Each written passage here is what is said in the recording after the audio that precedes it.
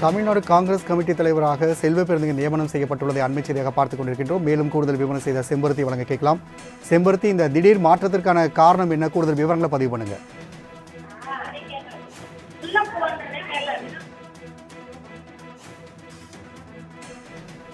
Tamil Nadu Congress committee தலைவராக இருந்த KS அழகிரி மாற்றம் செய்யப்பட்டு அவருக்கு பதிலாக தமிழ்நாடு காங்கிரஸ் தலைவராக செல்வ பெருந்தகை நியமனம் செய்யப்பட்டுள்ளார். அதேபோன்று பொதுச் செயலாளராக KC வேணுகோபால் தொடர்வதாக அறிவிக்கப்பட்டுள்ளது. மேலும் கூடுதல் விவரம் செய்தியாளர் செம்பருத்தி வழங்க கேட்கலாம். வணக்கம் செம்பருத்தி, தற்பொழுது தமிழ்நாடு காங்கிரஸ் கமிட்டி தலைவர் செல்வ பெருந்தகை நியமனம் செய்யப்பட்டுள்ளார். ஏன் இந்த திடீர் மாற்றம்? இது குறித்தான கூடுதல் விவரங்களை பதிவு பண்ணுங்க. வணக்கம் ராம்குமார். கடந்த 2019ஆம் ஆண்டில் இருந்து தமிழக காங்கிரசின் தலைவராக வகித்து வந்த KS அழகிரி தற்பொழுது மாற்றம் செய்யப்பட்டு அவருக்கு பதிலாக தமிழ்நாடு காங்கிரஸ் கமிட்டியின் புதிய தலைவராக செல்வ பெருந்தகை நியமனம் செய்யப்பட்டிருக்கிறார். இந்த நியமனத்தை பொதுச் செயலாளர் வேணுகோபால் அவர்கள் தற்பொழுது INC என்கிற அந்த அகில இந்திய காங்கிரசினுடைய ட்விட்டர் பக்கத்தில் தெரிவித்திருக்கிறார்கள். இது தற்போதைய அண்மை செய்தியாக நாம் பார்த்து கொண்டிருக்கிறோம். கடந்த 6 ஆண்டுகளாகவே குறிப்பாக கடந்த நாடாளுமன்ற தேர்தல், சட்டமன்ற தேர்தல், உள்ளாட்சி தேர்தல் என தமிழகத்தை பொறுத்தவரை காங்கிரசினுடைய முக்கிய பொறுப்புகளிலும் முக்கிய தேர்தல்களையும் சந்தித்து வந்த KS அழகிரி தற்பொழுது அவரது நியமனமானது அவரை தலைவர் பதவியிலிருந்து அவரது முடிவு என்பது தற்பொழுது தெரிவிக்கப்பட்டிருக்கிறது. காங்கிரஸை பொறுத்தளவிலுமே 3 ஆண்டிற்கு ஒரு முறை காங்கிரசினுடைய புதிய தலைவரை நியமனம் செய்வது வழக்கமாகவே இருந்து வந்தது. இந்த நிலையில் கடந்த 2 ஆண்டுகளாகவே குறிப்பாக அடுத்த காங்கிரசின் தலைவர் யார் என்பதில் பல்வேறு குளறுபடிகள் இருந்தது. குறிப்பாக 2-3 பேர்களினுடைய பட்டியலும் வெளியாகி இருந்தது.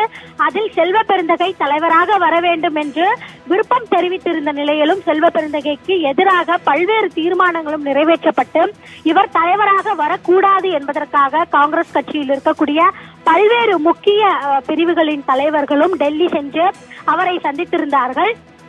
இந்த நிலையில் கரூர் நாடாளுமன்ற தேர்தலை பொறுத்தவரையிலுமே கரூரில் போட்டியிட்டு வென்ற ஜோதிமணி நாடாளுமன்ற உறுப்பினர் ஜோதிமதி அடுத்த தலைவராக வருவார் என்றும் எதிர்பார்க்கப்பட்டது. மேலும் அடுத்த தலைவராக MP ஜெயக்குமார் வருவார் என்றும் நிலையில் தற்பொழுது காங்கிரசினுடைய சட்டமன்ற குழு தலைவராக இருக்கக்கூடிய செல்வ பெருந்தகை காங்கிரஸ் கட்சியினுடைய தலைவராக நியமிக்கப்பட்டிருக்கிறார் என்பதும் குறிப்பிடத்தக்கது. இவர் தற்பொழுது ஸ்ரீபெரும்புதூர் தொகுதியில் கடந்த 2021ஆம் ஆண்டு நடைபெற்ற சட்டமன்ற தேர்தலில் காங்கிரசினுடைய வேட்பாளராக போட்டியிட்டு காங்கிரஸ் கட்சியில் வெற்றி பெற்ற 18 MLAக்களில் முதன்மையாக இவர் தேர்ந்தெடுக்கப்பட்டு தமிழ்நாடு காங்கிரஸ் கமிட்டியினுடைய சட்டமன்ற குழு தலைவராகவும் பொறுப்புகளை வகித்து வருகிறார். மேலும் எந்த ஒரு செய்தியாக இருந்தாலும் அதற்கு முதலாவதாக குரல் கொடுப்பவர் செல்வ பெருந்தகை என்றே கூறலாம். இந்த நிலையில் அவருக்கு பல்வேறு எதிர்ப்புகள் இருந்தாலும் கூட செல்வ பெருந்தகை அடுத்த காங்கிரஸ் தலைவராக நியமிக்கப்பட்டிருக்கார் என்பதும் குறிப்பிடத்தக்கது. கடந்த 6 ஆண்டுகளாக KS அழகிரி காங்கிரசினுடைய தலைவராக இருந்த நிலையில் அடுத்த தலைவர் யார் என்பதில் பல நிலைகளில் குழப்பம் வந்த நிலையிலும் இந்த ஆண்டும் காங்கிரசினுடைய தலைவராக KS அழகிரியே இருந்து இந்த நாடாளுமன்ற தேர்தலை கையாள்வார் என்ற நிலையில் அனைவருமே எதிர்பார்க்கப்பட்ட நிலையில் இது திடீர் திருப்பமாக தற்பொழுது காங்கிரசினுடைய அகில இந்திய பொதுச் செயலாளர் வேணுகோபால் அறிவிப்பு ஒன்றை வெளியிட்டிருக்கிறார். அதில் காங்கிரசினுடைய தற்பொழுதைய காங்கிரஸ் தமிழ்நாடு கமிட்டியின் தலைவராக செல்வ பெருந்தகை நியமிக்கப்பட்டிருக்கிறார் என்பதும் குறிப்பிடத்தக்கது.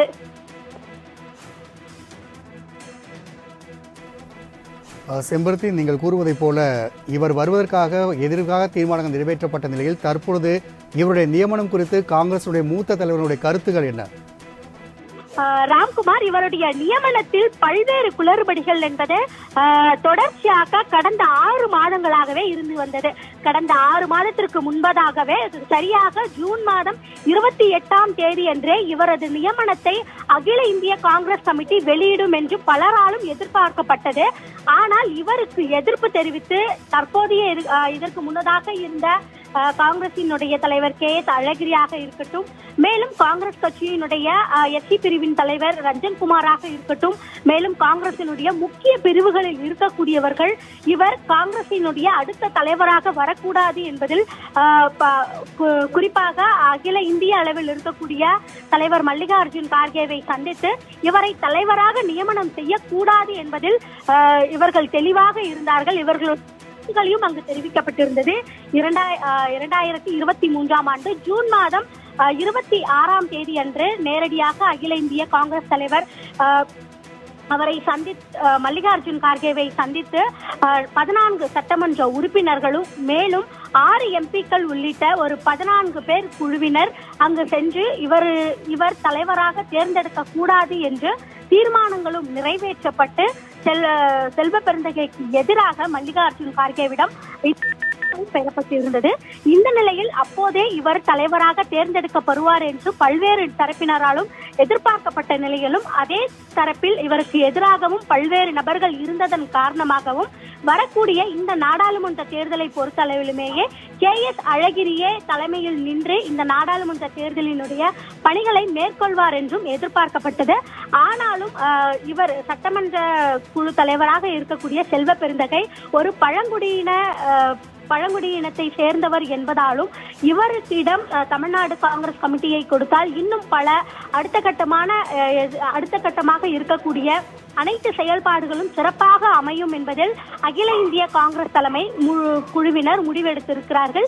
எனவே குறிப்பாக கடந்த சில மாதங்களாகவே நாம் பார்த்து வரலாம், அனைத்து கட்சிகளினுடைய முக்கிய பொறுப்புகளுக்கும் முக்கியமான செயல்பாடுகளுக்கும் காங்கிரஸ் கட்சியினுடைய சட்டமன்ற குழு தலைவராக இருந்து வந்த செல்வ பெருந்தகை அனைத்து முடிவுகளையும் எடுப்பதற்கும் இவருக்கு எல்லா விதத்திலும் காங்கிரஸ் கமிட்டியினரும் பல்வேறு தரப்பினரும் இவருக்கு உதவியாகவே இருந்து வந்தார்கள். செம்பருத்தி, தகவலுக்கு நன்றி.